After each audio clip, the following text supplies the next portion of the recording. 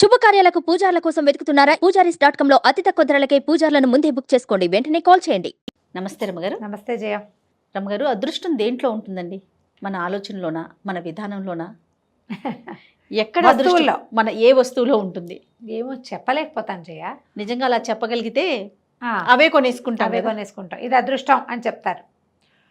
పాలపిట్టను చూస్తే అదృష్టం. అవును. ఆ చిన్నప్పుడు గోరింకలు 2 గోరింకలు జంట కనిపిస్తే మనం ఆ రోజు అనుకుని పని అవుతుంది. ఏదైనా అది కనపడంగానే ఒకటి అనుకుంటే జముడికాయ కనిపిస్తే అదృష్టం.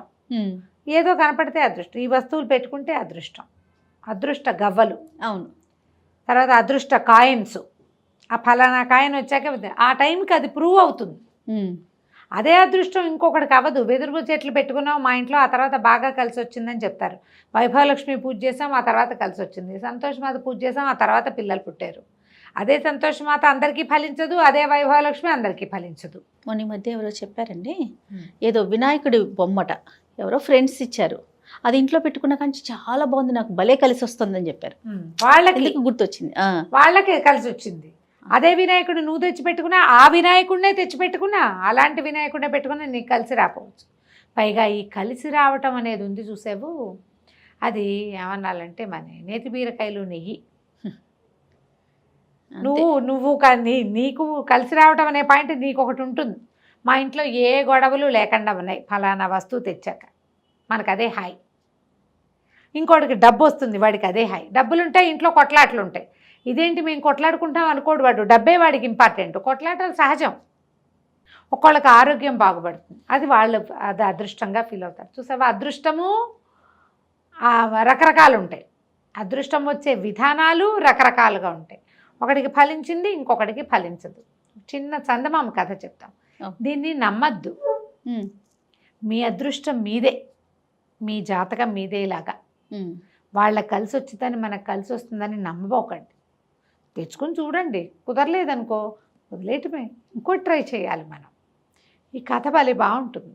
మానస సరోవరం చుట్టుపక్కల అంటే హిమాలయాల్లోనట కొన్ని పల్లెలు ఉండేవి, ఇప్పటికీ ఉంటాయి కదా.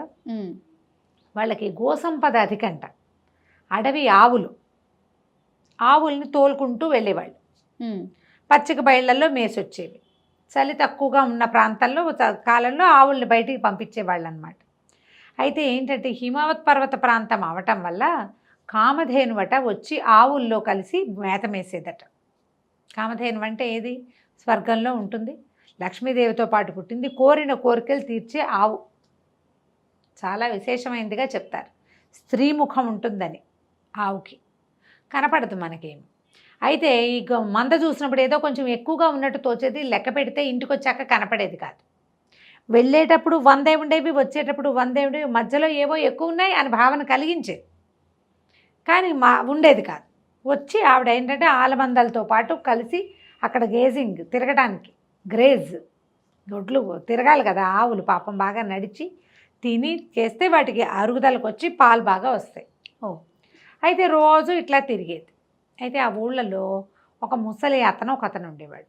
అతనికి సొంత గొడ్లు లేవు, పాపం సొంత ఆవులు లేవు. అతనుకున్న ఏకైక ఆస్తి ఒక కావడి బద్ద మాత్రమే. ఆ కావడి బద్దతో అతను ఏం చేసేవాడు, ఈ ఆవుల వెనకాల వాళ్ళ జీతం ఇస్తారు, ఆవుల వెనకాల వెళ్తే ఆవుల వెనకాల వెళ్ళి ఆ కాస్త జీతం అతనికి సరిపోయేది కాదు, పెద్ద కాపురం.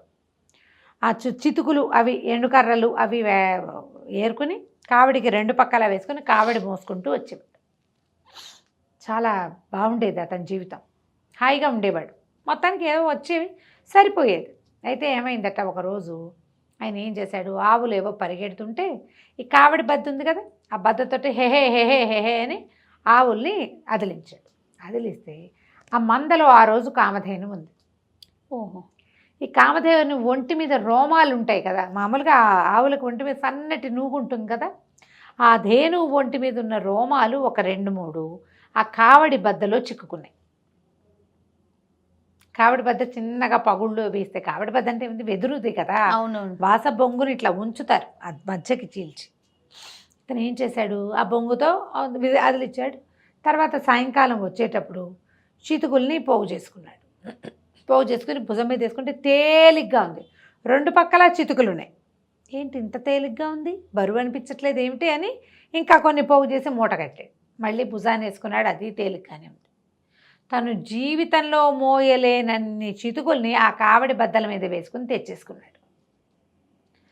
రోజువారీ కంటే 5 డబ్బులు ఎక్కువ వచ్చాయట. తను ఏదో తేలిగ్గా మోయగలుగుతున్నాడని తెలిసింది. ఎందుకు మోస్తున్నాడో ఆయనకు తెలీదు.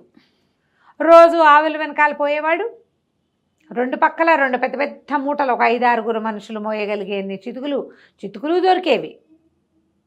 హాయిగా పట్టుకొచ్చేసుకునేవాడు. దాన్ని నిండా వేసుకుని భుజాన్ని మీద వేసుకుంటే చీమ పక్షి రెక్కలాగా ఉండేది. అది పక్షి కల్లే, బరువే తెలిసేది కాదు. ఇంకా ఏరలేక విసుగు పుట్టేది. ఇట్లా ప్రతిరోజు చేసేవాడు. బాగా డబ్బులు చేరినాయి, సంతోషంగా ఉన్నారు. ఈ వ్యవహారం బాగుంది కాబట్టి అతను ఆవుల వెనకాల వెళ్ళడం మానలా, ఓపిక లేపైనా పోయేవాడు. అయితే ఇలా వెళ్ళి వస్తూ చేస్తుంటే ఒక వ్యాపారస్తుడు ఒక ఆయన చూశాడు. ఏమిటి తాత, నీ పని బాగున్నట్టుంది, ఇంతంత మోసేస్తున్నావు అంటే, ఏమిటి మహత్యం, ఇంత ఎట్ట మోయగలుగుతున్నావు, ముసలివాడివి, ఏం తింటున్నావు అన్నాడు.